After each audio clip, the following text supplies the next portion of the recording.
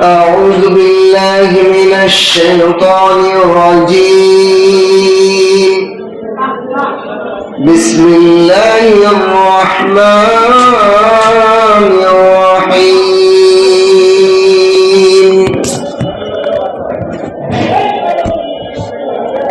كدأب آل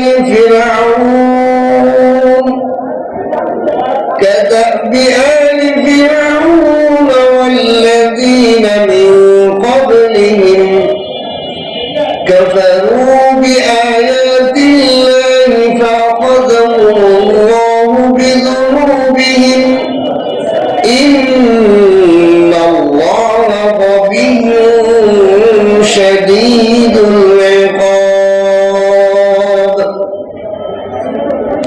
ذلك بأن الله لم يكن مغيرا نعمة أنعمها على قوم حتى يغيروا ما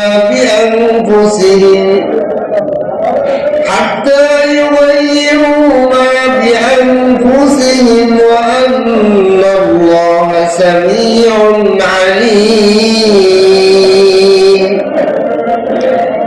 كدأب آل فرعون والذين من قبلهم كذبوا بآيات ربهم فأهلكناهم بذنوبهم وأغرقنا آل فرعون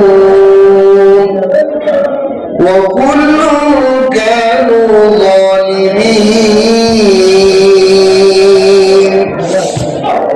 إن شر الدواب عند الله الذين كفروا وهم لا يؤمنون الذين عاهدت منهم ثم ينقضون عهدهم في كل مرة وهم لا يتقون. فإما تثقفنهم في الحرب فشرد بهم من خلفهم لعلهم يذكرون. وإما تخافن من قوم خيانة فانبذ إليهم على سواء إن الله لا يحب الخائنين. ولا يحسبن الذين كفروا سبقوا إنهم لا يعجزون. صدقت يا أرحم الراحمين. بارك الله لنا ولكم في القرآن العظيم ونفعنا وإياكم بالآيات والذكر الحكيم. سبحانك لا علم لنا إلا ما علمتنا إنك أنت العليم الحكيم. ربي زدني علما رب اشرح لي صدري ويسر لي أمري واحلل عقدة من لساني يفقهوا قولي. আল্লাহ তাআলা লাখ কোটি শুকর ও সুজুদ মহান রব্বুল আলামিন দয়া করে মায়া করে প্রতি সপ্তাহের ন্যায় কোরআন কারীমের ধারাবাহিক তাফসীর পড়া এবং শোনা আমলের নিয়তে বসা তৌফিক দান করেছেন। এই জন্য কালিমাতুশ শুকর আদায় করে আলহামদুলিল্লাহ। আজকে সূরা আনফালের 52 নম্বর আয়াত থেকে 59 নম্বর আয়াত 8টি আয়াত আমি তেলাওয়াত করেছি। আল্লাহ তাআলা যেন আমাকে পরিপূর্ণ হক বুঝ ব্যাখ্যা বিশ্লেষণ করা এবং আমল করার আমাকে তৌফিক দান করে এবং আপনাদেরকেও শোনা আমল করার তৌফিক দান করে, বলে না আমি। আল্লাহ তাআলা এই সূরা আনফালের মাধ্যমে সূরা মধ্যে আল্লাহ তাআলা গনিমতের মাল এবং বদরের যুদ্ধে, যেহেতু ইসলামের প্রথম যুদ্ধই ছিল বদরের যুদ্ধ, এবং এই যুদ্ধের মধ্যে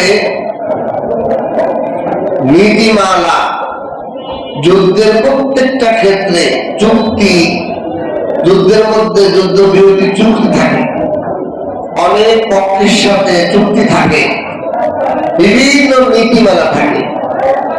তো এই সমস্ত আলোচনা শুরু থেকে আমরা আলোচনা করতেছিলাম যে আল্লাহ তাআলা যুদ্ধের মধ্যেও ইসলামের যে নীতিমালা আল্লাহ তাআলা দান করছেন, এই নীতিমালার মাধ্যমেই যুদ্ধের জয় আসে। যুদ্ধের অস্ত্র শস্ত্র সৈন্য বেশি হওয়ার মাধ্যমেই জয় আসে না। আজকের যে আয়াতগুলো আমি তেলাওয়াত করছি, এই আয়াতগুলোর মধ্যে প্রথম দিকে আল্লাহ তাআলা বর্ণনা করছেন যে ফিরাউনের জাতি, কুফরি, যারা কুফরি করে, আল্লাহকে মানে না, এই কুফরিটাও দুনিয়া থেকে শাস্তি শুরু হতে পারে। তার নমুনা হলো ফিরাউন, নমরুদ, বিভিন্ন জাতিকে আল্লাহ তাআলা কুফরির কারণে এই দুনিয়াতেই শাস্তি দিয়ে শুরু করছে। আখিরাতে যেরকম শাস্তি আছে, ঠিক তদ্রুপ ভাবে দুনিয়ার মধ্যেও কুফরির কারণে শাস্তির শুরুটা হতে পারে। আল্লাহ তাআলা এই আয়াতের মাধ্যমে জানিয়ে দিলেন যে দেখো, বদরের যুদ্ধে আবু জাহেলের মতো বড় কাফের কুফরির কারণে তারও কল্লা গেছে, সেও ধ্বংস হয়েছে। শুধু সে ধ্বংস হয় নাই, তার মতো ফিরাউন ধ্বংস হয়েছে এবং পূর্ববর্তী যারা জালেম ছিল, কাফের ছিল, তাদেরও ধ্বংস নির্ধারিত হয়েছে। এবং এর সাথে সাথে যুদ্ধের মধ্যে যে চুক্তি থাকে, এই চুক্তির ক্ষেত্রে একটা গুরুত্বপূর্ণ নীতিমালা আল্লাহ তাআলা আলোচনা করবেন। প্রথম আয়াতে আল্লাহ তাআলা বলেন, কাযাবি আলি ফিরাউন, তাদের অবস্থা, রীতিনীতি, দাব্বা, আসলে দাওয়াব্বা মানে হলো চতুষ্পদ জন্তু, সেই দাওয়াব্বা থেকে দাব্বা আসছে। যে কাফের মুশরিক যারা থাকে, তারা চতুষ্পদ জন্তু থেকেও যে নিকৃষ্ট হয়ে যায়, সেই দিকে ইঙ্গিত করে আল্লাহ বলে কাযাবি আলি ফিরাউন। এই হাইওয়ান জানোয়ার মার্কা বক্কা কাফের মুশরিকরা, এদের অবস্থা ফিরাউনের মতো। ফিরাউনকে যেমন আল্লাহ তাআলা এই পৃথিবীর বুকে যখন গ্রেফতার করতে চেয়েছেন, তখন আর পিছপা হওয়ার কোন সুযোগ নেই, এই দুনিয়ার মধ্যেই তাকে আযাবে গ্রেফতার করতেছে। আবু জাহেল উদ্বাসাইবাদের অবস্থাও এরকম, চতুষ্পদ জন্তু, তাদের বিবেক নাই। আল্লাহ পাকের নিয়ামত ঈমান, আল্লাহ পাকের নিয়ামত রাসূল কোরআন আসার পরেও তারা এটা গ্রহণ না করার কারণে হাইওয়ান জানোয়ারের নীতিমালায় আছে, আর তাদের অবস্থা ফিরাউনের মতো। কাযাবি আলি ফিরাউন, তাদের অবস্থা ফিরাউনের সম্প্রদায়ের মতো। ওয়াল্লাযীনা মিন ক্বাবলিহিম, এবং ফিরাউনের পূর্ববর্তী যারা ছিল তাদের মতো, নমরুদ, হামানদের মতন, আরো যারা কাফের মুশরিক পৃথিবীর বুকে ফিরাউনের আগে ছিল, তাদের অবস্থার মতোই এই আরবের মক্কার কাফের মুশরিকদের অবস্থা। কেন ভয়ানক তাদের আযাব আসলো? বদরের যুদ্ধে তাদের বড় বড় 70 জন লেডার জাহান্নামে পৌঁছে গেল, গর্দান পুড়িয়ে দেওয়া হলো, তারা নিহত হলো। এই কেন? কারণ কি? কাফারু বিআয়াতিল্লাহ, আল্লাহর আয়াতকে তারা অস্বীকার করেছিল। ফাখাযাহুমুল্লাহ, অথবা এরকম অর্থ, কাফারু বিআয়াতিল্লাহ, এই ফিরাউন এবং তার পূর্ববর্তীরা কেন আযাবে গ্রেফতার হয়েছিল আল্লাহ? তার কারণ হলো তারা আল্লাহর আয়াতকে অস্বীকার করেছিল। আল্লাহ যে নিদর্শন নবীদের মাধ্যমে তাদের সামনে এসেছিল, আল্লাহ বিধিবিধান আসছিল, সেটাকে তারা গ্রহণ করে নাই। বর্তমান আমাদের দেশের অবস্থা চলছে তাই। অনেক নামদারি ইসলামী দল, টুপি মাথায় দিয়ে দাড়িওয়ালা, তারা আল্লাহর আইন, শরীয়তের আইন বাস্তবায়ন করতে তারা রাজনীতিতে যায় না।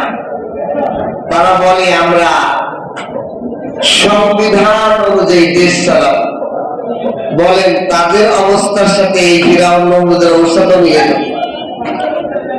যারা এই কথাটা মুখ ফুটে বলতে পারে না, তাদের ঈমান কোন জায়গা আছে? আবার যে আমরা সরকারে গেলে আমরা শরীয়ত সম্মত আল কোরআনের আইন অনুযায়ী দেশ চালাবো, এই কথা যারা বুকের সাহসকে বলতে পারে না, আমার মনে হয় না তাদের দিল হৃদয়ের মধ্যে ঈমানের কিঞ্চিত আছে।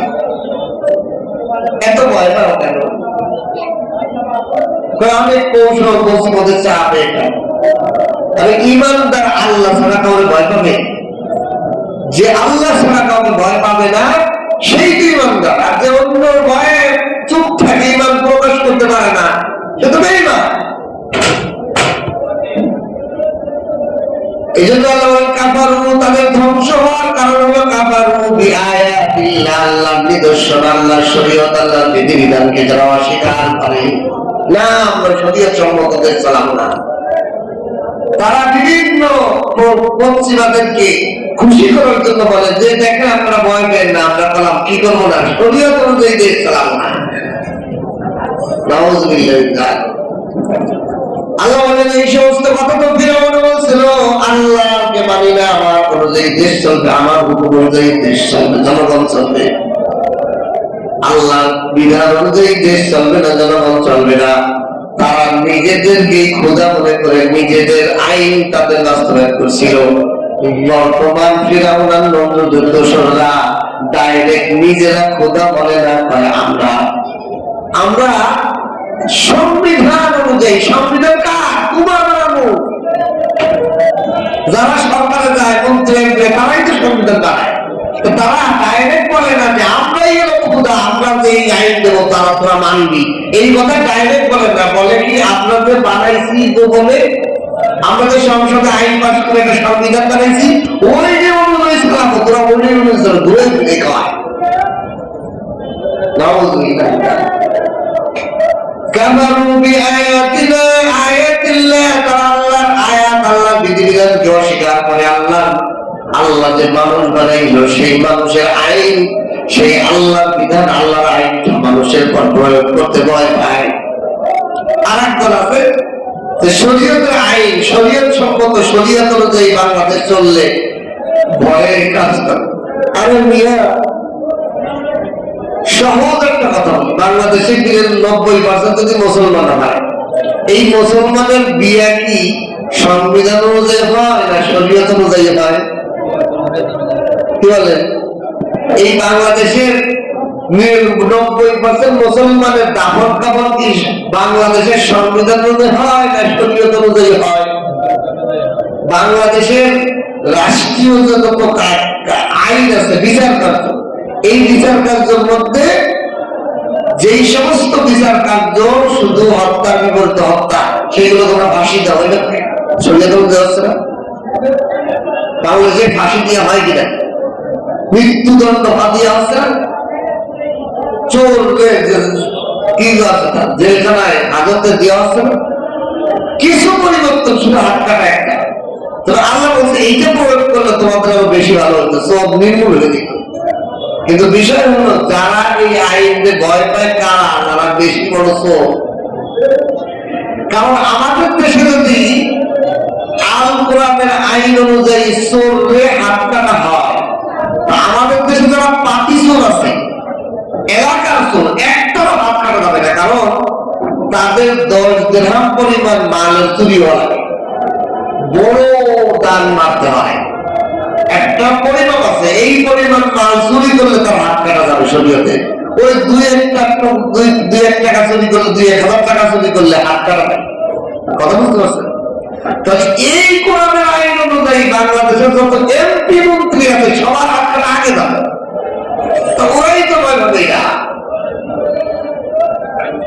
শরীয়তের আইন ভয় ভয় কারা, কারা শরীয়ত তাদের উপরই করে ভয় সর্বক্ষেত্রে। জেনার আইন, শরীয়তে যদি জেনার যারা বিবাহিত বউ থাকার পরকিয়া করে, জেনা বিচার করে, তাদেরকে পাথর বেড়ে বেড়ে মৃত্যুদণ্ড যদি দেওয়া হয়, আমাদের বাংলাদেশের এমন কোন মন্ত্রী এমপি পাওয়া যাবে না যে তারপর এই আইন আগে বাস্তবায়ন করা হয়। একটা মন্ত্রী হাত বুকের মধ্যে হাত দিয়ে বলতে পারবে জিনা করবে। বাংলার জমিনে এমন কোন এমপি মন্ত্রী মুখে হাতে বলতে পারবে যে আমি কোনদিন জিনা করিনি। যদি এটা বলতে পারে একমাত্র টুপিওয়ালা গাড়ি বলাই বলতে পারবে, জীবনে কোনদিন জিনা করিনি। বৈধ বিবাহিক সম্পর্ক ছাড়া কোনো নারীর সাথে শরীরে হাত দেয়, এটা একমাত্র ইমানদার ইমানদার ছাড়া বেঈমানদার বলতে পারবে, ঠিক কিনা? তো ভয় তো ওরা পাবি, ভয় পাবে ওরা বলবে নাকি আমরা বলবো। মদ খোর 80 জন রপিটা 100 জন রপিটা, এটা কারা ভয় পাবে? যারা মদ খায় তারাই থেকে ভয় পাবে। আর ইসলামে তো যারা বোরকা পড়ে না তাদেরকে জোর করে বোরকা পড়াবে। ওরা বলে যে শরীয়তের আইন হয়ে গেলে বেশি সব বোরকা পড়া। আরে মিয়া, ইসলামিক আইন হয়ে গেলে তোমাকে বুঝানো হবে, বলা হবে তুমি বিপদ দিকে চলো না, জোর করাতে হবে না। কিন্তু এটাকে তারা অস্বীকার করতেছে। আল্লাহর এই আয়াতের সাথে আপনি খুব গভীরভাবে দেখেন, কাফারু ফিরাউন এবং নমরুদ, ফিরাউন এবং তার পূর্ববর্তী সম্প্রদায়েরা আবু জাহেলের মতো তারা কি করছে? কাফারু বিআয়াতিল্লাহ, আল্লাহর আয়াতকে অস্বীকার করছে। বর্তমান আমাদের আমাদেরকে ইমানি পরীক্ষা চলতেছে। আমার বড় ভয় লাগে আমার নবীর উম্মতদের ঈমান চলে যাইতেছে, বুঝতেছে না। সাধারণ মুসলমান করতে গিয়েছে শরীয়তের আইন বাস্তবায়ন না করলে কি হয়েছে? দেশ তো আসলে চলবে। একটা কথা ঈমান চলে যাচ্ছে। কেউ যদি বলে যে দেশ আমরা ক্ষমতায় গেলে শরীয়ত অনুযায়ী দেশ চালাবো না, সংবিধান অনুযায়ী চালাবো, এর মানে তার কথা হলো আমি খোদা, আমি যে মানুষ, আমি যে সংসদে আইন পাস করে একটা সংবিধান বানাইছি, সেই সংবিধানে তোরা চালাবো, তোরা চলবি। এর মানে আমি ডাইরেক্ট বলতে পারতেছি না আমি ফিরাউনের মতন আমি খোদা, আমি ইনডাইরেক্ট বলতেছি। কি বলেন? ফিরাউন তো আমি যা বলবো তাই হবে।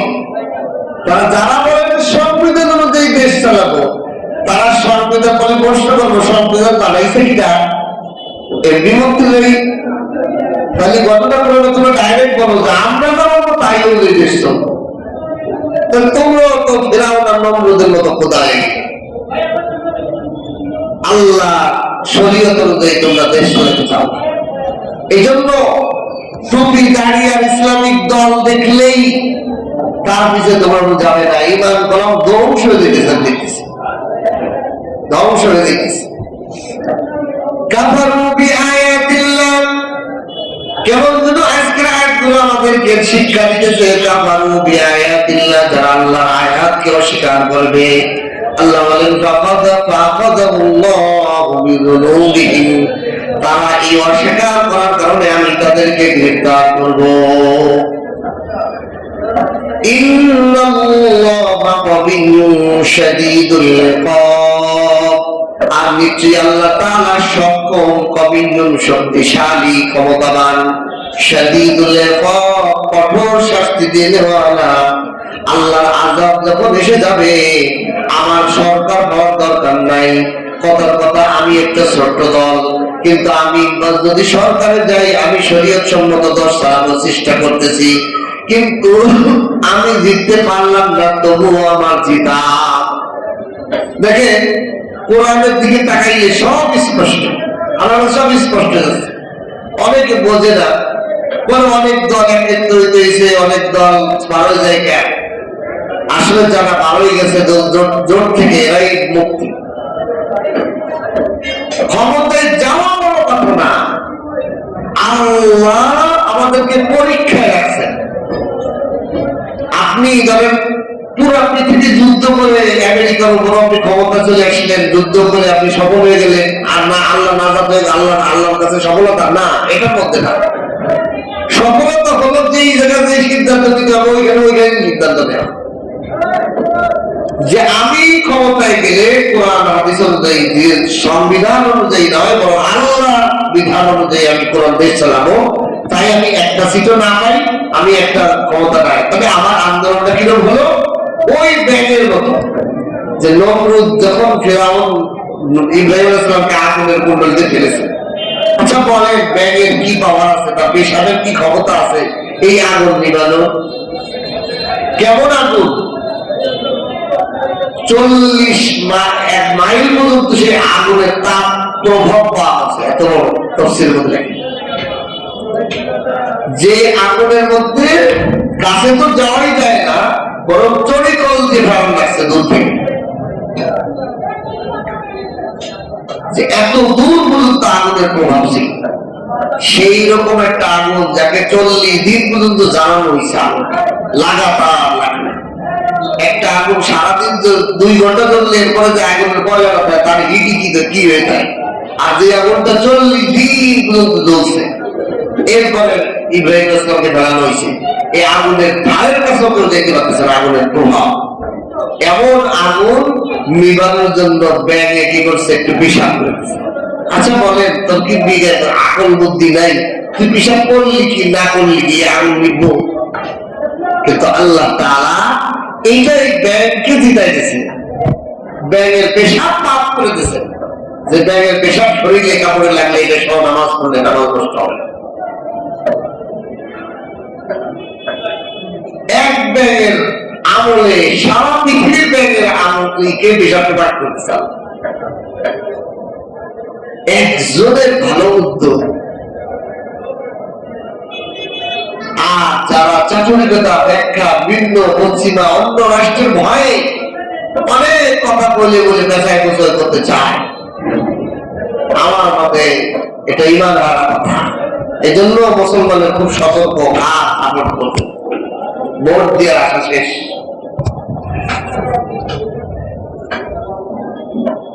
বেঈমানদের সাথে দল হয়ে কাফেরদের সাথে জোট হয়ে কখনোই কোনো কাজ সফলতা আসে না। মুনাফিক এই আজকের আয়াতগুলো পড়লেই বুঝবেন যে আয়াত আলোচনার মধ্যে আসছে। আল্লাহ তাআলা এই জন্য বলেন ফিরাউন এবং তার পূর্ববর্তী যত কাফের মুশরিক আল্লাহর আয়াত, আল্লাহর বিধান অস্বীকার। আল্লাহর বিধান মানে আল্লাহর আইন, আল্লাহর বিধান, আল্লাহর নিষিদ্ধ, আল্লাহর আদেশ, যত শরীয়তের বিধিবিধান আছে এগুলোকে যারা অস্বীকার করছে তাদেরকে এই দুনিয়াতে আমি ধ্বংস করছি, আখিরাতে তাদের আযাব, কঠোর আযাব রয়েছে। এরপর আল্লাহ বলেন ذلك بأن الله لم يكن مغيرا نعمة أنعمها على قوم حتى يغيروا ما بأنفسهم وأن الله سميع عليم। আল্লাহ তাআলা কাফের মুশরিকদেরকে সতর্ক করে বলতেছেন যে তারা আমার জ্ঞান নিয়ামতকে পরিবর্তন করছে, তাদের আযাব আসতে দেয়।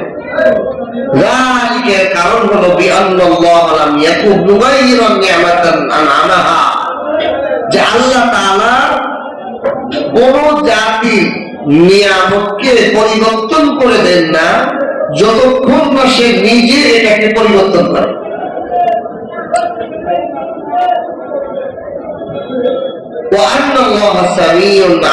আল্লাহ তাআলা সব শোনেন এবং জানেন। এই আয়াতটা ব্যাখ্যা বোঝার জন্য আমাকে কয়েকটা কথা আগে বুঝতে হবে যে আল্লাহ তাআলা এই আয়াতের মধ্যে কোন বান্দার নিয়ামত পাওয়ার জন্য কোন নেক আমল, কোন ভালো কাজ, কোন ধরনের ইসলাম হওয়া, মুমিন হওয়া, ইমানদার হওয়া সম্পর্ক নেই। আল্লাহর নিয়ামত বেঈমান হইতে পারে, আল্লাহর নিয়ামত বেনামাজি পাইতে পারে, আল্লাহর নিয়ামত কাফের পাইতে পারে। কেন? এটা আল্লাহর দয়া, আল্লাহর দয়া প্রশস্ততা ব্যাপক, নাস্তিকের উপর নিয়ামত হতে পারে। এই জন্য আল্লাহ কোরআন হাদিসে প্রথম কোনো শর্ত দেন। তার একটা উদাহরণ দিয়ে বুঝবেন। আমরা মানুষ হিসেবে জন্মগ্রহণ করলাম, এটা আল্লাহ পাকের একটা নিয়ামত না? আল্লাহ তো আমাদেরকে শ্রীগাল, পুকুর, গাছপালা, ইট পাথর বানাইতে পারতেন। এখন প্রশ্ন হলো, আমাদের যে আল্লাহ তাআলা নিয়ামত দিয়ে মানুষ বানাইলেন, কোন আমলে বদলাতে? ওখানে কোনো আমল আছে? ওখানে তো আমাদের অস্তিত্বই নাই। ওখানে আমাদের কোনো ভালো কাজ নাই, ওখানে আমাদের কোনো নাস্তিকতা নাই, ওখানে আমাদের কোনো কুফরি নাই, শিরিক নাই। তাহলে বোঝা যায় আল্লাহ পাকের নিয়ামত পাওয়ার জন্য কোন শর্ত নেই। আল্লাহ যে কারণ উপর নিয়ামত দিবেন, কিন্তু শর্ত হলো এই নিয়ামত তার উপর থাকবে কি থাকবে না, এটার ক্ষেত্রে শর্ত নীতিমালা আছে। এই যে আল্লাহ বলছে লাম ইয়াকুম মুগায়্যিরান নি'মাতান আন'আমাহা আলা কওমিন, আমি ততক্ষণ পর্যন্ত কোন জাতির নিয়ামতকে তাদের থেকে পরিবর্তন করি না, বদল করি না, হাত্তা ইউগায়্যিরু মা বিআনফুসিহিম, যতক্ষণ পর্যন্ত তারা নিজেদেরকে পরিবর্তন না করে। আল্লাহ নিয়ামত দিয়েছে, কিন্তু সে নিয়ামতে সে কদর করে না, সে নিজের দূরেই ফেলায়, উল্টো হয়ে যায়, তখন আল্লাহ তার নিয়ামত ছিনিয়ে। অর্থাৎ নিয়ামত ধরে রাখার ক্ষেত্রে আল্লাহ নীতি করা দিচ্ছে, শর্ত দিচ্ছে যে তুমি তোমার কারণে নিয়ামত হারাও, আমার কোন কারণে তোমার থেকে নিয়ামত ছাড়বে না। যেমন মক্কার কাফের মুশরিকদের সাথে কি সমৃদ্ধ রাখছে, তাদের কুরাইশ বংশে, আবু জেহেলের বংশে নবী মুহাম্মদ শেষ নবী রাখছে। তাহলে পুরানা মুহাম্মদের সাথে নবীকে গ্রহণ করবে। আর বিশ্ব সেরা নবী সাইয়্যিদুল মুরসালিন, সাইয়্যিদুল কায়নাইন, বিশ্বজাহান, ফেরেশতাকুল, আরশকুল, দুনিয়া আখিরাতের সমস্ত জিনিসের যিনি নবী, সেই নবী আমাদের বংশে আইছে মুহাম্মদের সাথে, ইজ্জতের সাথে, সম্মানের সাথে আর মুখে কোলে নেবে, আগলায় নেবে, তা না করলে উল্টো তার বিরোধিতা। শ্রেষ্ঠ কিতাব কোরআন তার মাধ্যমে তোদের কাছে আসলো, মুহাম্মদের সাথে এটা গ্রহণ করবে, না করলে নবীর বিরোধিতা, নবীর হত্যা করা, নবীর অনুসারীদেরকে নির্যাতন করা। কিরকম নির্যাতন? খানা বন্ধ, বিবাহ বন্ধ, লেনদেন বন্ধ, নবী এবং নবীর অনুসারীদেরকে সর্বপ্রকার জুলুমের মধ্যে রাখা। আল্লাহ কয় আমি তাদেরকে এই নিয়ামতের বিপরীতে তাদের আযাব কিরম দিলাম? বদরের যুদ্ধে তাদের 70টা গলা গেল, আবু জহেলের মতো লিডারের গর্দান নিয়ে।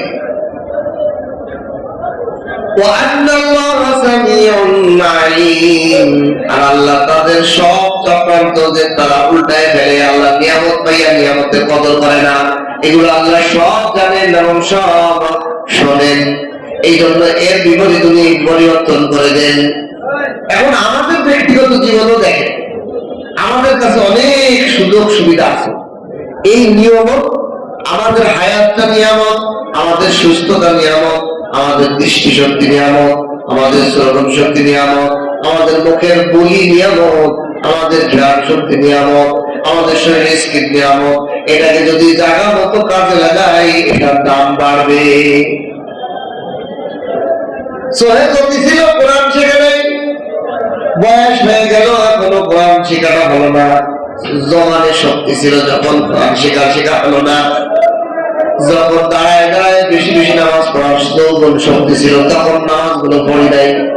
এখন মাজায় ব্যথা, হাঁটুতে ব্যথা, শরীরে ক্লান্ত, ভার হয়ে গেছে, এখন ইবাদত করি না। কিন্তু যখন যৌবন শক্তি ছিল, রাতকে রাত দাঁড়ায় নফল নামাজ পড়ার সুযোগ ছিল। কিন্তু বয়স হয়ে গেলে মনে চাইলেও আর পারে না, ব্যথা বিষ। এই জন্য আল্লাহ বলেন তুমি তোমার হায়াতে প্রতিটা সেকেন্ড, প্রতিটা বিষয়কে নিয়ামত মনে করে কদর করো, সম্মান করো। অর্থ করে নিয়ামত, পদমর্যাদা নিয়ামত, শিক্ষা নিয়ামত, সব ধরনের যোগ্যতা নিয়ামত। এই জন্য প্রত্যেকটা নিয়ামতকে আমি আমার হাতে নষ্ট না করে ফেলি, অনেকে কাজে লাগাবো। অনেক সময় আছে একজন এলেম শিখা, কিন্তু এখন শিখতেছে না, সময় চলে দেখতেছে। এক সময় আফসোস, আরে আমি যদি 10 বছর আগে সময় লাগাইতাম, আমিও বড় একজন আলেম হয়ে যেতাম, ঠিক কিনা? আমি যদি দেখলাম যে আমি যদি 18 বছর বয়সে আইসা আলেম হইতে পারি, রসুলের সাহাবারা যদি 40 বছর বয়সে এসে রসুলের সাহাবী হইয়া আলেম মুহাদ্দিস মুফাসসির হয়ে যেতে পারে, তাহলে বয়স আপনাকে আমাকে আটকাইতে পারবে? বহু সাহাবী আছে বৃদ্ধ বয়সে আল্লাহ রাসূলের কোরআন শিখা আলেম হয়েছে। সেই তুলনায় আমাদের কার কি বয়স আছে? কোন ওজন থাকতে পারে? প্রতিদিন যদি একটা করে কোরআনের আয়াত শেখে, প্রতিদিন যদি একটা করে হাদিস শেখে, প্রতিদিন যদি একটা করে মাসালা শেখে, মাসে 30টা আয়াত, 30টা হাদিস, 30টা মাসালা, বছরে 365টা। একজন ছোটখাটো আলেম তো হঠাৎ করে এক সময় এক জায়গায় 300টা মাসালা, 300টা আয়াতের অর্থ, 300টা হাদিস বলা কঠিন। এক বছরে যদি আপনি একটু তিনটা কাজ করেন, তাতে আপনি এক বছর। আর এইভাবে যদি আপনি 20 বছর বাঁচেন, তাহলে আপনার এলেম কোন জায়গায় আপনি চিন্তা করেন। কিন্তু আমরা করি না, কোন পরিবেশ নেই, কোন মুরব্বী নেই, কোন তত্ত্বাবধায়ক নেই, ঠিক কিনা? এই কারণে শয়তান আমাদেরকে নিয়ে যাচ্ছে। সাহাবারা তো এরকম ছিল, সাহাবাদের কোনো প্রতিষ্ঠান ছিল না, ইউনিভার্সিটি ছিল না, মদিনা ইউনিভার্সিটি ওই সময় ছিল না, আজহার বিশ্ববিদ্যালয় ছিল না, রাসূলুল্লাহ সাল্লাল্লাহু আলাইহি ওয়াসাল্লামের বিশ্ববিদ্যালয় ছিল আসহাবে সুফফা। আসহাবে সুফফা কারা? দিনদার মসজিদে কাম নেই, কাজ নেই, মসজিদে পড়ে থাকো। আর যারা কামে যায়, কামের টাইমে ভাগে ভাগে একটা জিনিস শুনতো। আসহাবে সুফফার মজার বিষয় হলো, আসহাবে সুফফার যারা সাহাবী, তাদের থেকে এত হাদিস বর্ণনা হয়নি যারা আবু বকর, ওমর, উসমান, যারা গৃহস্থী করছে, ব্যবসা করছে, তাদের থেকে যেই পরিমাণ হাদিস বলেছে। তাহলে বোঝা যায় যে প্রতিষ্ঠানের থেকে একটা একটা যারা শিখছে তারা বেশি বর্ণনা করছে। আয়েশা রাদিয়াল্লাহু আনহা ছিল, ইবনে আব্বাস রাদিয়াল্লাহু আনহু, এটা আব্দুল্লাহ ইবনে জুবাইর, আব্দুল্লাহ ইবনে আব্বাস, আব্দুল্লাহ ইবনে আনাস, এরা তো ওই মাদ্রাসা ছাত্র ছিল না, এরা কাজ করতো আয়েশা রাদিয়াল্লাহু থেকে হাদিস শিখতো। আর আমরা প্রাতিষ্ঠানিক ভাবে পড়তে হবে, শিখতে হবে, ধান্দায় পড়ে কোরআন হাদিস থেকে দূরে এবং ইহুদি খ্রিস্টান এভাবে আমাদের উপরে চাপাই দিচ্ছে। তুই প্রাতিষ্ঠানিক ভাবে আয় মাস করলে তোর যোগ্যতাই নেই, তোমার নেই, রিজেন নাই, সার্টিফিকেট নাই, তুই কিছু না। এটা ইহুদি খ্রিস্টানের শয়তান ইবলিসের সাজানো নাটক। ইসলামে কোন প্রাতিষ্ঠানের সম্পর্ক না, সম্পর্ক হলো উস্তাদ ছাত্র। মাদ্রাসা গুলো এখন এরকম হয়ে গেছে, উস্তাদকে খেদায় দেয় ছাত্রের কারণ। কি অবস্থা! অথচ একজন উস্তাদ থাকতে হাজার ছাত্রকে খেদায় দিয়ে প্রতিষ্ঠান। উস্তাদের মর্যাদা, আলেমের মর্যাদা থাকে সর্বোচ্চ, উস্তাদের সুযোগ সুবিধা থাকে বেশি। আর এখন হয়ে গেছে উল্টা। আল্লাহ তাআলা আমাদের জাতিকে সঠিক বুঝ দান করবেন না। এই জন্য আল্লাহ বলেন, নিয়ামত পাইয়া যদি নিয়ামত নিজ হাতে নিজেই তোমরা পরিবর্তন করে দাও, এই নিয়ামত তোমাদের হাতছাড়া হয়ে যাবে। আমি তোমাদেরকে মাহরুম করে দিব, ওই নিয়ামত তোমাদের থেকে বঞ্চিত করে দিব। কাফের মুশরিকরাও এটাই করেছে, রাসূলের মতো মানুষ পাইয়া নিয়ামতের কদর করে নাই। 1 নম্বরে রাসূলকে মদিনায় নিয়ে গেছেন, 2 নম্বরে ইলম ও মদিনার দিকে নিয়ে গেছেন। এই জন্য ইলম হয়ে গেছে মদিনার শহর, রাসূল যেখানে সেখানে এলেন, সেখানেই কোরআন, সেখানেই জব, মক্কা থেকে খালি হয়ে গেছে। এই জন্য কদর করা বুঝতে হবে। এই জন্য কোন এলাকায় যদি কোনো মানুষ আলেম পায়, তাহলে ওই এলাকার মানুষ ভাগ্যবান। কোন বংশের মধ্যে যদি একজন আলেম হয়, ওই বংশটা ভাগ্যবান। কেউ যদি কোন আলেমকে বন্ধু বানায়, ওই লোকটা ভাগ্যবান, ওই লোকটাই ভাগ্যবান। গতকালকে আসার পথে আমার এক বন্ধু অফিসে গেছি, বন্ধু রোজা রাখতে, বৃহস্পতিবার রোজা, আর আমি তো মুসাফির মানুষ, এই জন্য আমি রোজা যাইনি। কারণ যাওয়ার পর বন্ধু খাবারের ব্যবস্থা আছে তো করে, মেহমানদারি। আমার দোস্ত, তুমি যে আমার জন্য খাবার ব্যবস্থা, তুমি এলো রোজা, এখন তোমার রোজা ডবল সব হবে যদি আমার কোন রোজা তুমি রোজা ভাঙিয়ে দাও।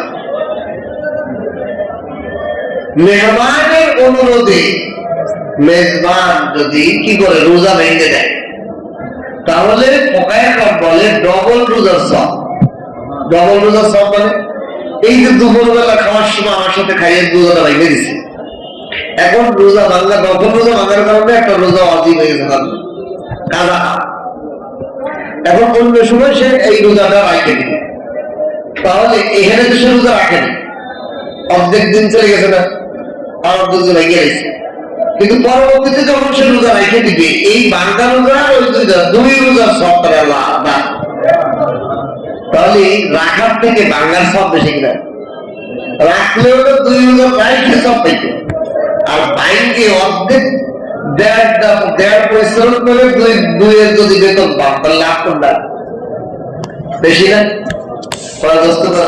বলতেছে যে আর মাশাআল্লাহ মুক্তি সামনে থাকলে কত সুন্দর সিস্টেম, যে অল্পতে বেশি পাওয়া যায়।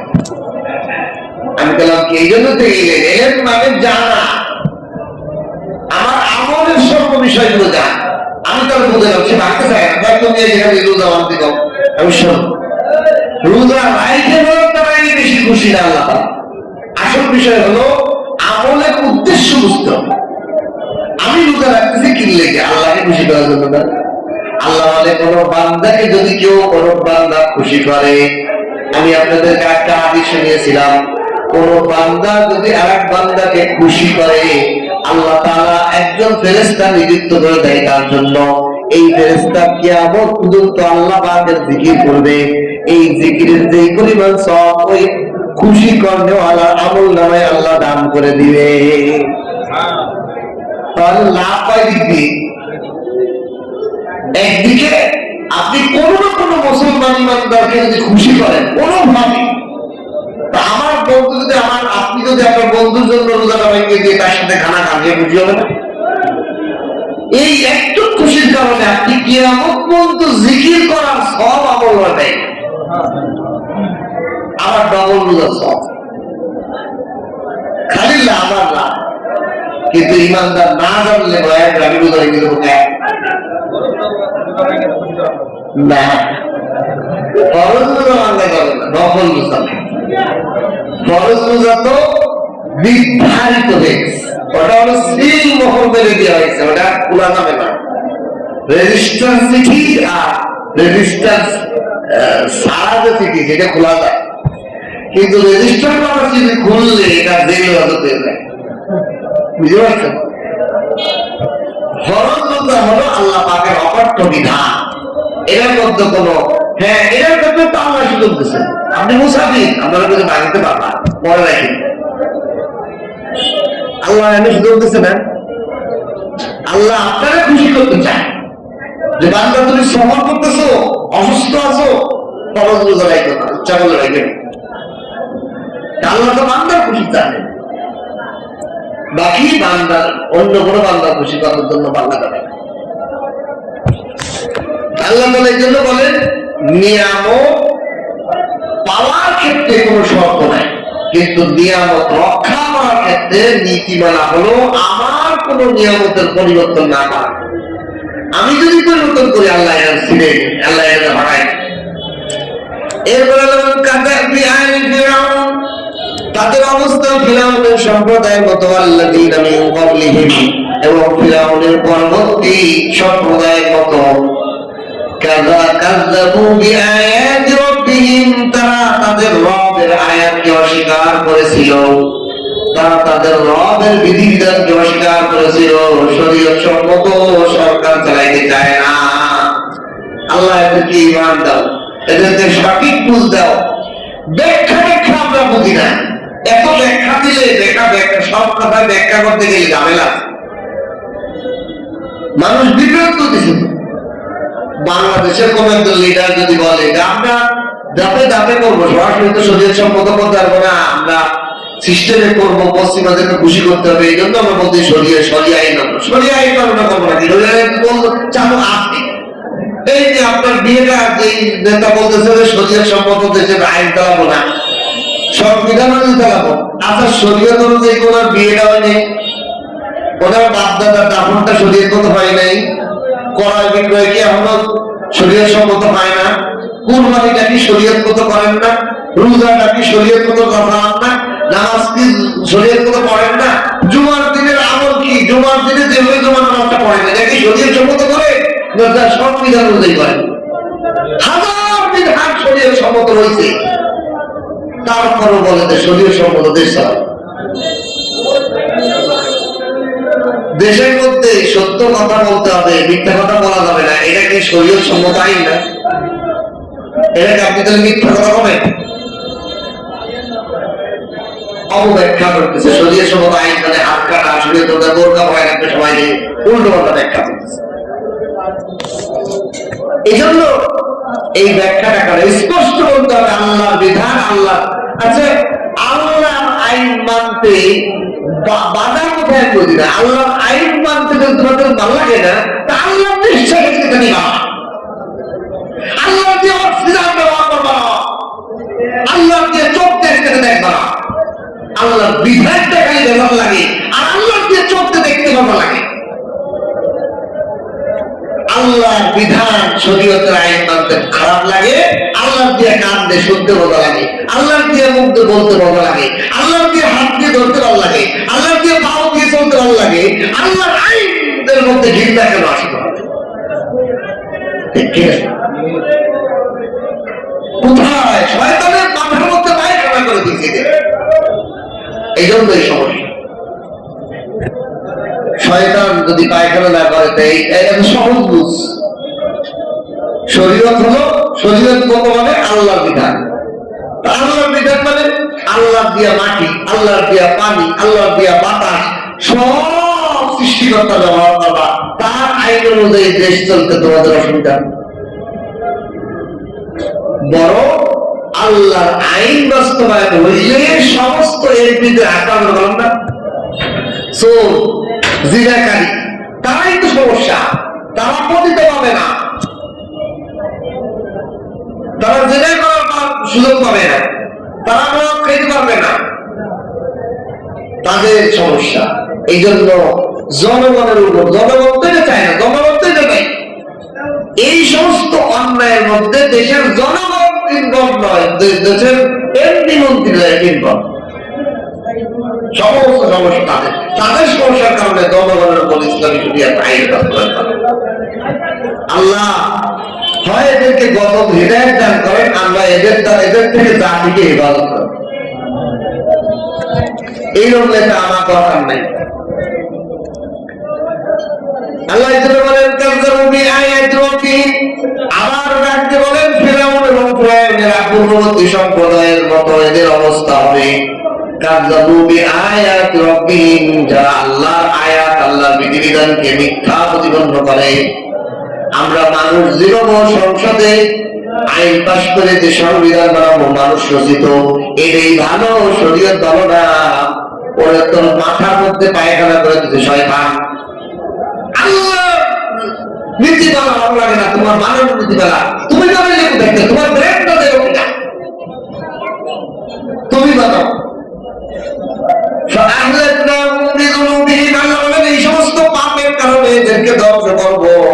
পরে বঙ্গবন্ধু মরছে, জিয়াউর রহমান মরছে, খালেদা জিয়া মরছে, এরশাদ মরছে, ওই মওদুদিও মরছে। সবের কবরে খবর নিয়ে যাব, কি আছে হাড্ডি গুড্ডিও খুঁজে পাবা না। তোমরাও কিসের বড়াই করতেছো? সংবিধান উল্টো পাল্টা। আল্লাহ বাস্তব যাও, এই দুনিয়াতেও ফিরাউনের মতো ধর্ম বাস্তব দেওয়া আছে, আখিরাতে ভয় নাই। এই জন্য আল্লাহ বলেন যারাই আমার আয়াত, আমার বিধিবিধানকে মিথ্যা প্রতিপন্ন করবে, এটা চলে না। এখন আধুনিক যুগে আল্লাহ আইন বলে চলে না। রব যে রত্নকে লালন পালন করতেছে তার বিধিবিধান তোমার চলে না, তাহলে তোমার পুরো বডির মধ্যে আল্লাহর আইন বাদ দিয়ে তোমার আইন চালাও। আজকে থেকে না কেনে আছে উঠাই দিয়ে পিছনে লাগাও, কান যে ভাষায় লাগাই দাও, চোখগুলোকে উঠে মাথার কানের মধ্যে লাগাই দাও। আল্লাহর আইন ভালো লাগে, আল্লাহর আইন ভালো না লাগলে চোখ কপালে না রেখে মাথার কানে দাও যে আল্লাহ এখানে গেছে আমার এটা কখন করা, আমি আইন আল্লাহ আইন মানি রাখো। যারা যারা মানে রাখবে না কিন্তু চোখ উঠাই কপালে না মাথার কানে লাগাই, ঠিক কিনা? এটা আমার সাহেব বহু আগে বলে গেছে, যাদের আল্লাহর আইন ভালো লাগে না তারা আল্লাহর বডি চেঞ্জ করে দাও। এটা আল্লাহ বলেছে না, দাঁত এনে তো উঠে উঠে ভাষা লাগাই দাও, নাক উঠায় উঠে লাগাই দাও, চোখ উঠে গলায় লাগাই দাও, কান উঠাইয়ে মাথার তালে লাগাই দাও। আল্লাহর আইন তো লাগে না, আল্লাহ দিয়ে সিস্টেম করে হাঁটানো। তোমার বডির মধ্যে আল্লাহর আইনের সব কিছু আছে, আপনি মুখ পড়া আল্লাহর আইন করলো, পাপান পড়া দেই না।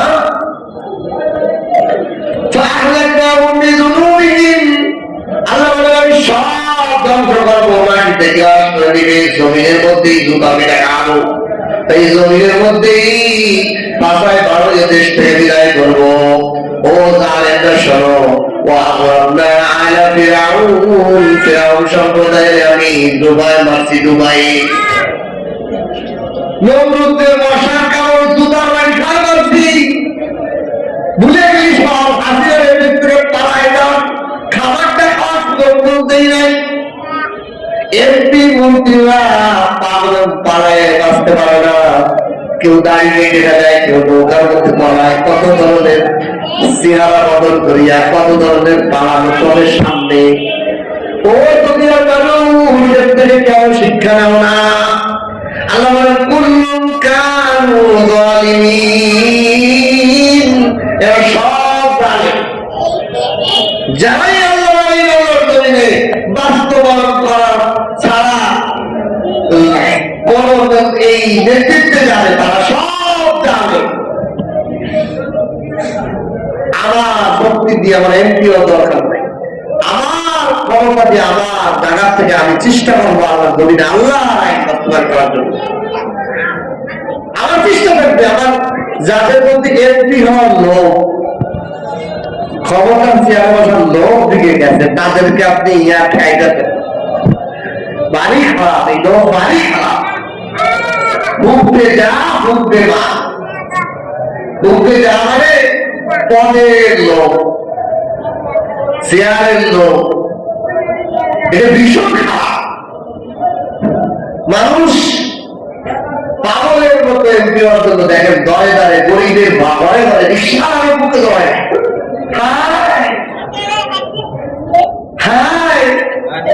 মহিলাদের বৃদ্ধ ফকির মহিলাদের মুখের সাথে দোয়া নিতেছে, জানাতে আমি দেখলাম কি করতেছে আল্লাহ। কিন্তু ক্ষমতায় যাওয়ার পরে এদের চেহারাও দেখা পাওয়া যায় না। বাংলার জনগণ শিক্ষা দিতে হবে, এমন লোককে সিমাতে হবে যার দ্বারা আমার, দেখেন আমরা যদি উল্টো পাল্টা সিল দিই আল্লাহ আমাদেরও জবাব দিয়েছে। এই জন্য সব ভালো যদি প্রার্থী না হয়, ভোট না কোন প্রার্থী যদি না পাওয়া যায়, ভোট না দেওয়া, তাহলে দিলে একটা চুরি করবে দল দেখেন না যে আল্লাহর আইন বাস্তবায়ন করার পক্ষে না, তাহলে ভোটই দিই তোমার দরকার, আমি তাহলে ভোটই দেবো। আমি সাক্ষী দিলাম যে তুই চুরি কর, তাহলে সেই চুরি বাঘা মারবো।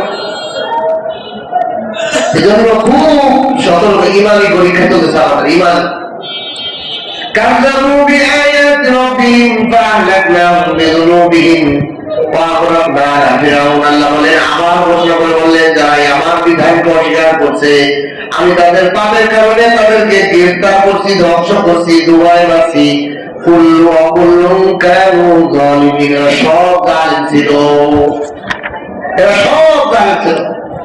ইন্না শাররাদ দাওয়াবি ইনদাল্লাহ আল্লাযীনা কাফারু ফাহুম লা ইউমিনুন। এরা হলো জমিনের মধ্যে আল্লাহর নিকট সবচেয়ে নিকৃষ্টতম কাফের, যারা আল্লাহ আচ্ছা কাফের বলতে আমরা মনে করি যে হিন্দু খ্রিস্টান বৌদ্ধ না, আমাদের দেশের মুসলমান, আমাদের দেশের মুসলমানরা কাফের বলতে শুধু কি বোঝে? হিন্দু মানে বিধর্মী, মুসলমান যারা যেটা সেটাই কাফের। আরে মুসলমানের মধ্যে হাজার হাজার কাফের আছে,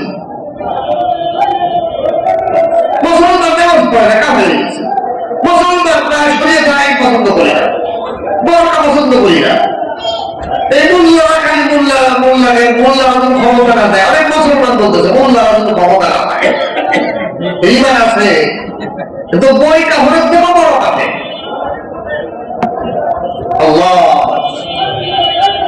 কাফের হওয়ার জন্য মুসলমানের ঘরে জন্ম নিয়ে যে মুসলমান হবে না, আল্লাহর কাছে ইমানদার কাফেরের মধ্যে পার্থক্য হলো নামাজ। তাহলে আপনি চিন্তা করে দেখেন মসজিদ গুলো নামাজ পড়ে কয়জন, আর বেনামাজি কি করি, মানে এরা কি নামে আইডিতে মুসলমান হবে? এদের আইডিতে মুসলমান নাম লেখা না, কবরে গেলে কি আইডি হবে? আইডি দেয় হয় না, ফেরেশতার কাছে আইডি আছে, এটা ঝুড়িয়ে হবে তুই তো কাঁপে ওকিরে আমি মুসলমান পাবে না, তো কিসের মুসলমান? তুই এক পক্ষ নামাজ করিস না, তুই আল্লাহর আইন জমির বাস্তবায়নের পক্ষে ছিলিস না। তুমি চাও না তোমার পরিবারের মহিলারা বোরকা বলুক, তুমি চাও না দাঁড়িওয়ালারা ক্ষমতায় যা, তুমি কিসের মুসলমান? তুমি তো বেইমানের ঘরের দমন দেই না, আছে না? এই জন্য আল্লাহর নিকট যত চতুষ্পর্যন্ত আছে সবচেয়ে নিকৃষ্টতম পশু হলো মানুষ হলো আল্লাযীনা কাফারু, কাফের সম্প্রদায় যারা আল্লাহ বিধান অস্বীকার করে। তারা কখনো ঈমান আনবে না, তারা জানেই না কখনো ঈমান নেই,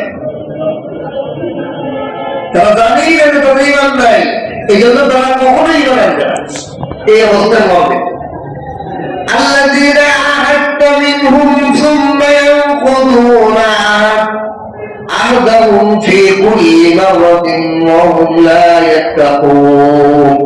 এরপর আল্লাহ বলেন যুদ্ধের একটা নীতিমালা বলতেছেন যে ঈমানদারদের সাথে বিভিন্ন লোকের যে চুক্তি থাকে, চুক্তি, এই চুক্তি যদি তারা বারবার ভেঙে ফেলে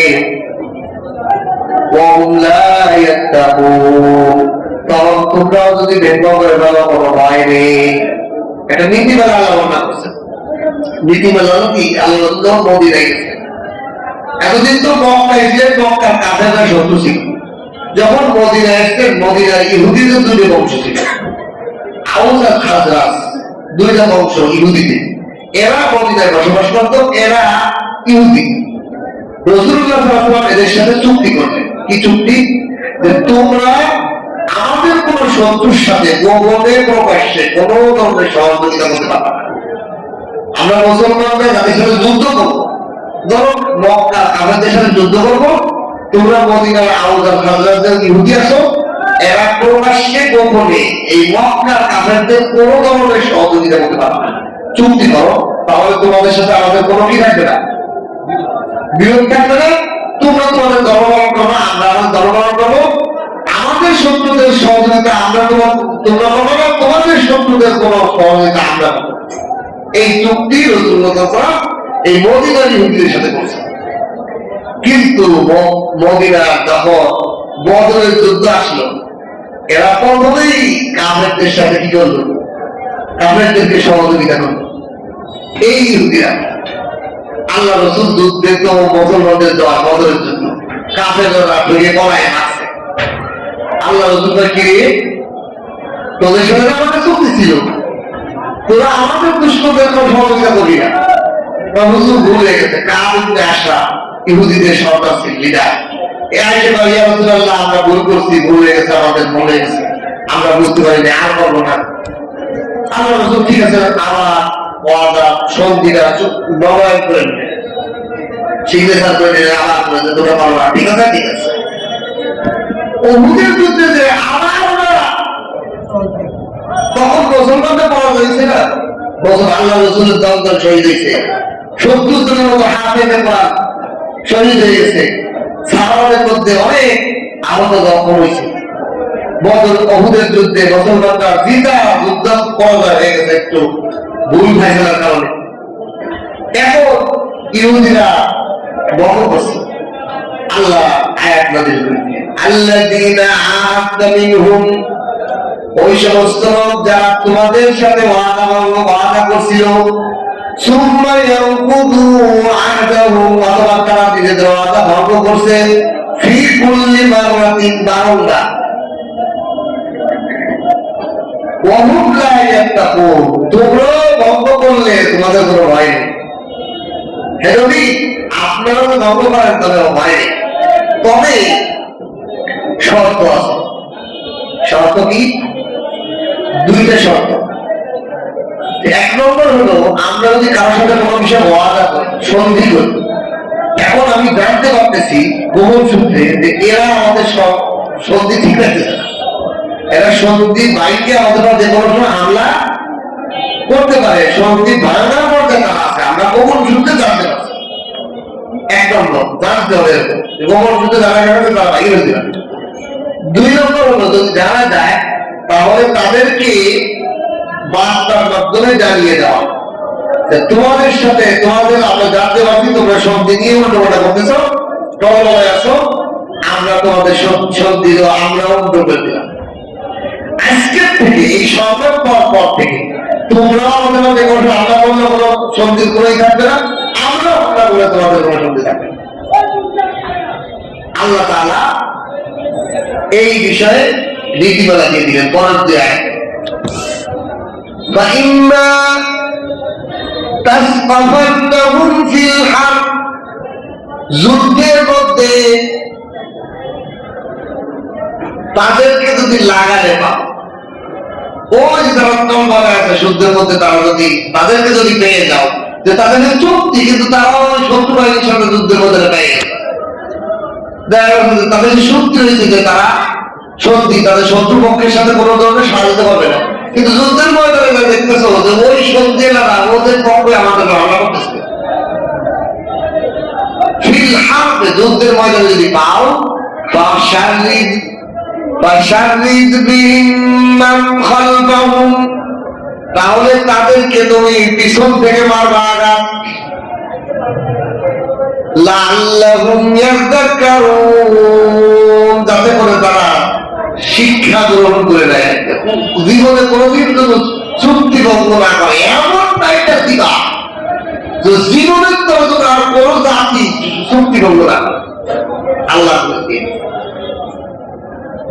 সাধারণ কাপড়ে যদি একটা কপ দেয়, 10,000 আমার কপ দেয়, চুক্তি ভঙ্গ করলে এমন করে বাইক দিবা আল্লাহ। وَإِمَّا تَخَافَنَّ مِنْ قَوْمٍ خِيَانَةً, আর যদি দুনো পক্ষর কোন পক্ষ থেকে খিয়ানতের আশঙ্কা পাও, ফানবির ইলাইহিম আলা সাওয়া, তাদেরকে ইত্তলা করে দাও।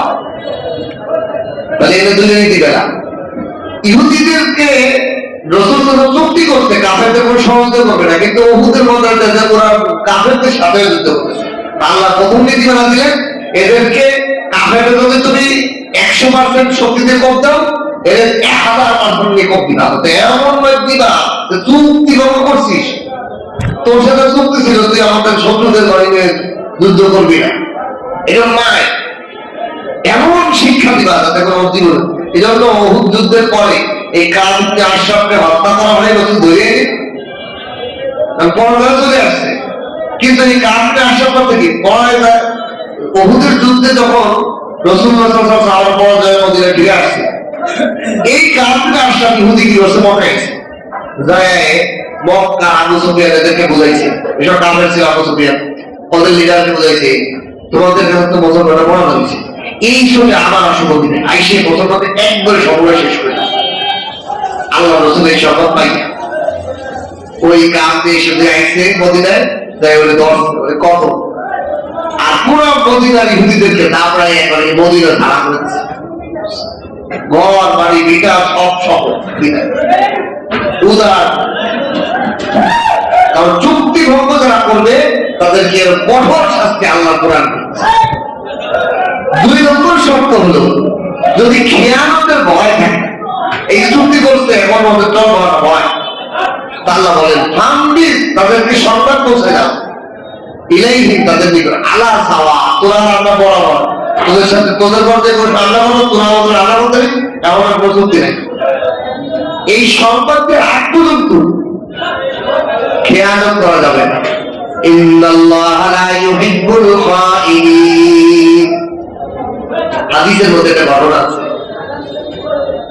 আবু সুফিয়ানের ছেলে মুআবিয়া রাদিয়াল্লাহু তাআলা, উনি যখন খলিফা, উনি কত বলে পঞ্চম খলিফা, চতুর্থ খলিফা আলী রাদিয়াল্লাহু আনহু, পঞ্চম খলিফা মুআবিয়া রাদিয়াল্লাহু আনহু।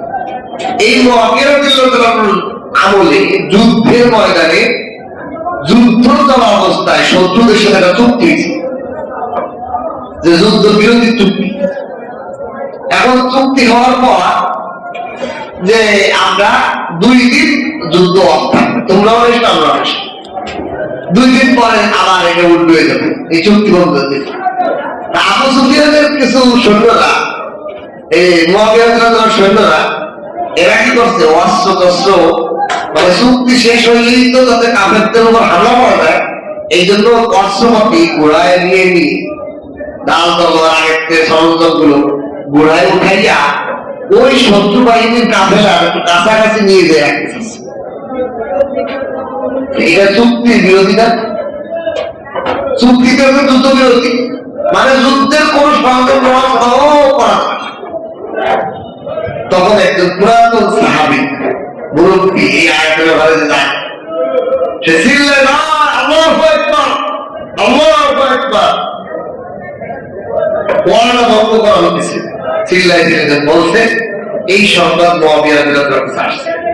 আসার পর বলা হয়েছে যে এই যে আয়াত, এই 2 আয়াত সূরা আনফালের 57 এবং 58 নম্বর আয়াত অনুযায়ী আল্লাহ বলছে তোমরা যদি তাদেরকে অবগতি করা ছাড়া যুদ্ধের প্রস্তুতি নেও, খেয়ানত হবে, আর আল্লাহ খেয়ানতকারীকে ভালোবাসেন। এই সংবাদ যখন মুআবিয়া রাদিয়াল্লাহু আনহু পৌঁছেছে, মুআবিয়া রাদিয়াল্লাহু বলছে যেহেতু যুদ্ধের জন্য 2-3 দিনের চুক্তিবদ্ধ হয়েছে, এই অবস্থায় যুদ্ধ বিরত থাকবে, যুদ্ধের কোন ধরনের কার্যক্রম করা খেয়ানত, সুতরাং তোমরা আমি সরঞ্জাম যুদ্ধ শত্রু বাহিনীর এলাকার কাছে দেওয়া এটাও জায়গা হবে, এটাও খেয়াল করে ফিরে আসবে। সেই সরঞ্জাম আবার ফিরে জায়গা মতো নিয়ে আসছে।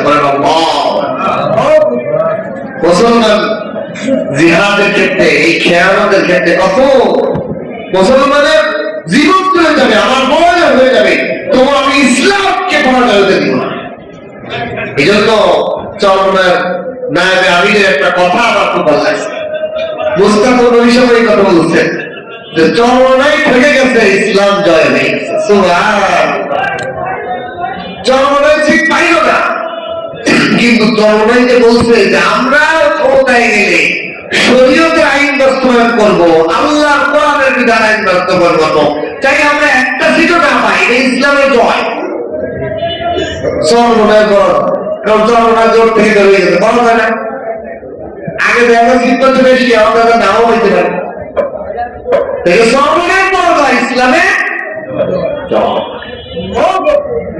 যেটা বুঝতে হবে, ইসলামের জয় ঠিক রাখতে হবে, যদি ইসলাম কখনো নত না হয়, আল্লাহ তাআলা হকের বাতি কামড়ালে থাকে। আমি তো খুব ভয় পেয়ে গেছিলাম যে এই সময় যদি এইরকম একটা প্রেক্ষাপটে যদি কোন একটা হকের দল না যায়, সবারই বা ছেড়ে দেবে। বিশাল ইমানি পরীক্ষা সূক্ষ্ম। আল্লাহর জমিনে আল্লাহর আইন, শরীয়তের আইন পছন্দ করবে না, ইমান থাকবে, আল্লাহর আইন, আল্লাহর ঘর থেকে ইমানটা শেষ, সকালের দলে তখনই আজাদ হবে। একটা জিনিস মনে রাখবেন, সবাই যখন বেঈমানের দলে হয়ে যাবে, আল্লাহ ওই জাতিকে দ্রুত ধ্বংস করবে। সবাই যদি ওই পক্ষ হয়ে যেত, শরীয়তের আইন বাস্তবায়ন করবো না, এই ব্যাখ্যায় সবাই একমত হইয়া বাংলাদেশে যাইতো, বাংলাদেশ পরের মতন একদম দখল করত, সর্বনাশ হয়ে যেত।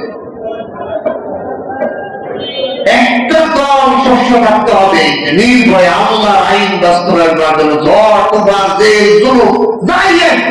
আমি আল্লাহর জমিনে আল্লাহর আইন বাস্তবায়ন করতে চাই।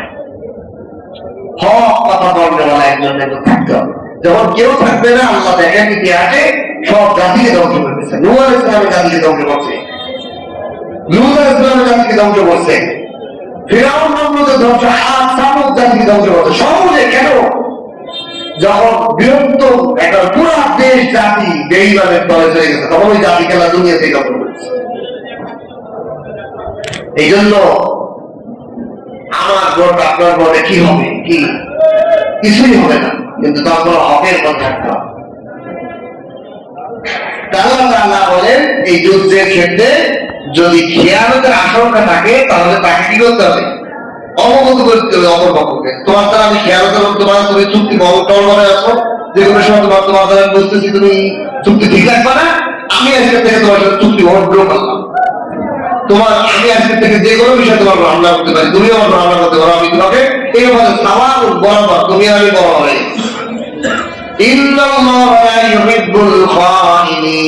আল্লাহ তাআলা খেয়ালতকারীকে কোনোভাবে পছন্দ করেন না। দেখেন যুদ্ধের ময়দানে কাফের, ওরা আল্লাহর দুশমন, ওদেরকে মারতে পারি কৌশল দিয়ে বড়াই, আল্লাহ বলতে ওইখানেও খেয়ালত করলে তুই আমার দল তুই কি দরকার। দেখেন এখানে এই যে মুআবিয়া রাদিয়াল্লাহু তাআলা ওনার দলরা গোপনে অস্ত্র শত্রুকে কাছে নিয়ে রাখতেছে, যে এই চুক্তিটা শেষ থেকে আমরা মুক্ত করতে পারি। এটা তো আল্লাহ পক্ষে আছে না, কিন্তু এখানেও আল্লাহ পাকের খেয়ালত করতে পারে। এর মানে যুদ্ধের জয় বড় নয়, বরং আল্লাহর রুলস মানার মধ্যেই জয়, আল্লাহর আইন বাস্তবায়নের নিয়ম করার মধ্যেই জয়। ভোটে বেশি ভোট পাওয়ার মধ্যে জয় নয়, এর বিরুদ্ধে হয়ে যাওয়ার মধ্যেই ইসলামের জয় নয়। মুসলমান আলেমরা ক্ষমতায় না গেলেও কোনো জয় নাই। জয় হলো আমি আল্লাহর বিধানের দ্বারা ঐক্য আছে, অটল আছে, এবং মুসলমান জাতি আছে। ক্ষমতায় কাফের বসে না, কিন্তু দেশের জনগণের ঈমান যদি ঠিক থাকে, তারা যদি সঠিকভাবে আল্লাহর বিধানের ক্ষেত্রে সঠিক আকীদা ঠিক রাখে, তাহলে এইগুলো আল্লাহ দুনিয়ার ঢাকা পড়ে লিখতে পারবে না। কতক্ষণ লাগে?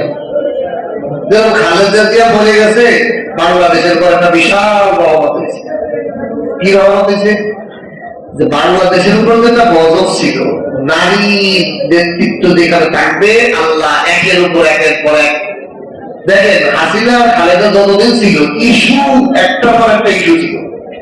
খালেদা দিয়ে মরার পরে বাংলাদেশের তো ইস্যু খেয়াল করে দেখেন আপনি, পুরো পত্রিকা তাকায় দেখেন, এই যত সংবাদ আছে সংবাদের পত্রিকা হয়ে গেল এত ইস্যু নেই বাংলাদেশের। কারণ নারী নেতৃত্ব গজব থেকে বাংলাদেশ মুক্তি পেয়েছে, বলবে আলহামদুলিল্লাহ। আল্লাহ এক ধাপে ধাপে আনতেছে ইসলামের দল, ঠিক না? এক নম্বর হলো নারী নেতৃত্ব থেকে বাংলাদেশ মুক্তি পেয়েছে। হাসিনা পালাইছে, হাসিনা খালেদা জিয়া কবর দিয়েছে। এখন আমাদের বলা আসবে যে পুরুষ নেতৃত্বের মধ্যে আদেল ইনসাফদার একজন রাষ্ট্রপতি চায়। এরপর আল্লাহ বলেন ওয়া তাহসাবান্নাল্লাযীনা কাফারু সাবাকু, কাফেররা যেন এই ধারণা না করে এইবার এই আয়াতের মাধ্যমে আমাদের বাংলাদেশে যারা একটি মুসলিম হয়ে যাচ্ছে তাদের দিকে আল্লাহ বলতেছেন, যারা শরীয়তের আইন বাস্তবায়ন পক্ষে না, তোমরা শোনো, ওয়ালা তাহসাবান্নাল্লাযীনা কাফারু সাবাকু। তোমরা মনে করতেছো যে আমরা পার হয়ে গেলাম। মূল আয়াতটা হলো ওই সমস্ত কাফেরদের দিকে ইঙ্গিত করা হচ্ছে। আগে এই আয়াতের মূল উদ্দেশ্য দিকে যাই, কাজের উপর কাজে লেগেও কি করতে পারে, তারপর বলে আল্লাহ বলছেন ওই সমস্ত কাফেররা যারা উহুদের ময়দানে মায়ের কোথা থেকে পাইছে, পালাই গেছে, অথবা উহুদের আগে নেই, উহুদের যুদ্ধে, বদরের যুদ্ধে যারা আইছিল তখন মায়ের খেয়েছে, আবু জেহেল কতল হয়ে গেছে, 70 জন কাফের নেতা কতল হয়ে গেছে। এর মধ্যে থেকে যারা পালায় কোন জীবন নিয়ে বাঁচছে তারা, আর যারা এই বদরের যুদ্ধে আসেই নাই যে কাফেররা, আল্লাহ বলতেছেন তোমরা যে পার হয়ে গেছো এই জন্য তোমরা নিশ্চিন্ত হয়েও না যে আমরা তো বললাম না। আল্লাহ বললেন ফিরাউনের জাতি নুয়াইবাসী, নমরুদ হাওয়া থেকে আগে যত জাতি আছে, নূহ আলাইহিস সালামের জাতি, কওমে লূত, কওমে সমস্ত কাফেরদেরকে আমি ধ্বংস করছি দুনিয়াতে। আমরা কাফের, আমরা তো বদরের যুদ্ধে মরি নাই, আমরা কেউ বাইরে চলে এসেছি, আমরা তো মরি নাই। এই নিশ্চয় তোমরা মনে করো না যে পারা পায় গেছো, তোমরা মনে করো না, ওলা তাহসাবান্না, তোমরা ধারণা করো না আল্লাযীনা কাফারু, হে কাফেররা, সাবাকু, যে তোমরা পার পেয়ে গেছো, তোমরা মরো নাই, তোমরা এই বদরের যুদ্ধের মুসলমানদের আক্রমণে পতন হয়ে যাও নাই, তোমরা বাইরে গেছো, এই কথা তোমরা ধারণা করো না। ইন্নাহুম লা ইউজিজুন, আল্লাহকে কোনো অক্ষম করা যায় না। আল্লাহ যখন কারো ধরে ফেলবে, এরকম যে আল্লাহ ধরতে গেছিল, আমি ছুটে বার হয়েছি, এই ধারণা করে মনে করো না যে হাসিনা পালাই গেছে, আমার কি, আমি কেন কিছু পালাই যাবো, তুমি তো পালাবা না, এর গ্যারান্টি আছে, ঠিক কিনা? ক্ষমতায় যাওয়ার জন্য যে ফাড়াফাড়ি করতেছো, তুমিও যে জনগণের পিঠা খাবা না, মার খেয়ে থেকে পালাবা না, এরকম নিশ্চিত আমরা হইও না। এই দেশের জনগণ, এই দেশের জনগণ কাউরেই ছাড়ে না। ব্রিটিশদের পিটায় লাল কুত্তাদেরকে দাবাইছে, পাকিস্তানের হানাদার বাহিনীর নির্যাতনকে তাদের গোমালাইছে, বারোয় দাবাইছে, হাসিনা এবং হাসিনার দোষর ইন্ডিয়ারও বারোয় দাবাইছে। এরপরে যারা আসবা, কার দালালি করে আসবা, এই দেশের জনগণ কলম দেখাই দিব। নিশ্চিন্ত হইও না, ক্ষমতায় যাইবা, পার পেয়ে গেছো মনে করছো যে ক্ষমতা তো আমার, মাঠে আমলিক দেয় আমার ক্ষমতা, আমাদের ক্ষমতা, জনগণ আমার বেশি সমর্থন, এই জনগণই তোমাদেরকে আল্লাহর হুকুমের দাম রায় বলুন, আল্লাহর কোরআন আইন বাস্তবায়ন করবে না, কার আইন বাস্তবায়ন করে ক্ষমতায় যায় করে দেয়। এদেশের মানুষের ইমান আছে না? এদেশের খেটে খাওয়া মানুষের কিছু না তো ইমান কলম আছে। যখন চেষ্টা তখন পালানোর রাস্তা খুঁজে পাবা না।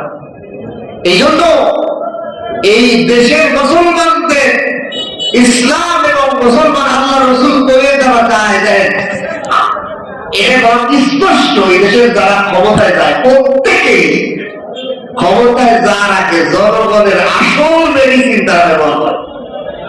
মনটা দেয়, টুপি মাথায় দেয়, দাড়ি টুপি তসবিরা, হাসিনাও এটা করছে, খালেদা জিয়াও এটা করছে, বর্তমান নেতারাও দেয় টুপি মাথায় করে দেয়। এর মানে বোঝা যায় এই দেশের জনগণ, নেতা ভাবেই বোঝা যায় জনগণ সব মুসলিম। মামুনুল হক এক সাংবাদিক জিজ্ঞেসেন যে আপনার তো সব টুপিওয়ালা দেখা যায়, মিছিলে সব টুপিওয়ালা দেখা যায়, আপনার কি কোনো বিধর্মীরা হিন্দুরা রাস না? তো মামুনুল হক কয়, আমি যেহেতু হুজুর, আমার মিছিলে হিন্দু বৌদ্ধ খ্রিস্টান যারাই আছে সব টুপি থাকে। সুবহানাল্লাহ, সুবহানাল্লাহ। এই দেশের মানুষ, এই দেশের হিন্দুরাও ইসলাম, ইসলামের ইসলামকে ভালোবাসে, মুসলমানদেরকে ভালোবাসে। যদিও ওই দেশের বিচিত্র ধর্মের মানুষ আছে, কিন্তু এই দেশের 90% মুসলমানের কারণে তারাও মনে মনে চায় ইসলাম ক্ষমতায় আসবে, কারণ ইসলামই একমাত্র শান্তি এবং নিরাপত্তা দেওয়ার ধর্ম। আর কোন ধর্মে অন্য জাতিকে নিরাপত্তা দেয় না। এরা কি লেগে ভয় পায়? যত ভয় এই এমপি মন্ত্রীরা পায়, আর এরা অপপ্রচার করে মিডিয়ার মাধ্যমে ইসলাম ক্ষমতা আসলে বলা বোরকা বলা লাগবে। বোরকা কি লাগে? বোরকা তো তোরা পালানোর সময় করিস, পালানোর সময় তারা পড়া করে, আর ভোট চাওয়ার সময় তোরা টুই করিস। তাহলে ইসলাম যদি তোরা ক্ষমতায় না পায়, তা ইসলাম দিয়ে কেন ক্ষমতায় দেখাতে চাই? তোরা টুপি খোল, ঠিক কিনা? প্রশ্ন করা দরকার। এই জন্য আপনাদের কাছে যদি আমার কাছে মতো আসে কোন নেতা যদি আমি বাড়িতে গেছিলাম, দেখি নেতারা পাশতে যায় আমার দিকে, যে আমার হুজুর একটা ভোট দিয়ে, আমি জিজ্ঞেস আপনার ভোট দেবো, অবশ্যই দেবো, আমি যা বলবো তাই আপনি কম এগুলো করবেন কিনা। কয়েকটা প্রশ্ন করতাম যে আপনি যে তুই বুঝাইছেন এই টুপির মান কি এসে রাখবেন সংসদে, তাহলে বলেন, আপনার বলবেন, বলেন যে আল্লাহকে গালি দিলে, রসুল গালি দিয়ে তাহলে হত্যা, তাহলে কতলের আইন পাস করবেন বলেন।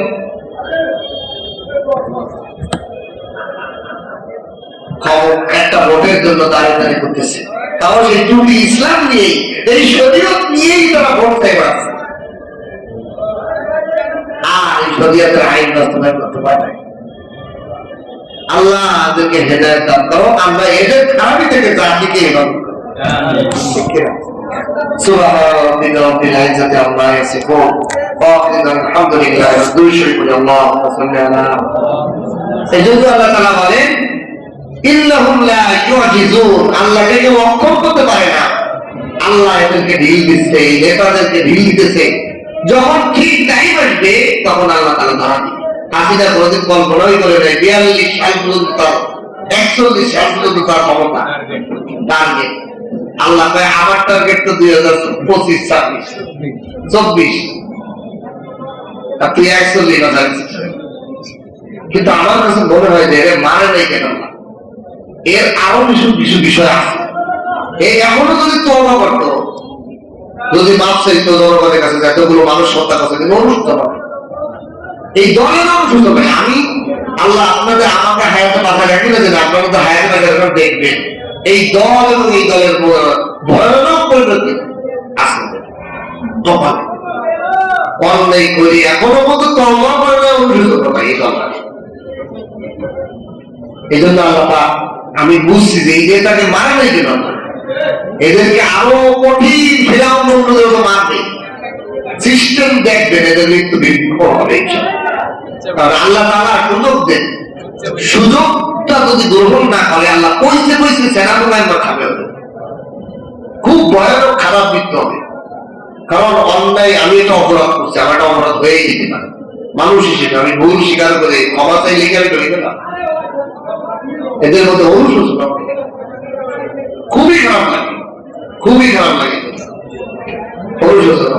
হ্যাঁ আল্লাহ, আমি এই দেশে গেছি, আমি শান্তলাভ ফরিদপুর ওটার দেশে। আমি আগেই বলছি যে হাজিরা যে কাজ করতেছে, আমারও ওই এলাকার বাসিন্দা বলতে লজ্জা লাগে। আমি আগেও বলছি, অনেকটা দিচ্ছি যে এই হাজিরা করতেছে, হাজিরা তো বলেছে যেই না শান্তলাভ ফরিদপুর ওটার দেশের লোক। তারপর আচ্ছা, মেয়ে মানুষের বিয়ে দিতে শ্বশুর বাড়ি লেখা অপমান করতে পারো, তো ধরম করে মানুষ পরে গোপাল বলতে দিলে তার মায়ের বিয়ে দিয়ে তার বাড়ি পয়সা দেয়, তারা তো বিয়ে দিয়ে দিচ্ছে ওরা 18 শ্বশুর বাড়ি হলো ইন্ডিয়া, মোদির সাথে চলে গেছে। আল্লাহ হৃদায়ত দান করো, খারাপি থেকে দেশ ও জাতিকে বাঁচাতে। দুরূদ শরীফ আল্লাহুম্মা সাল্লি আলা মুহাম্মাদ।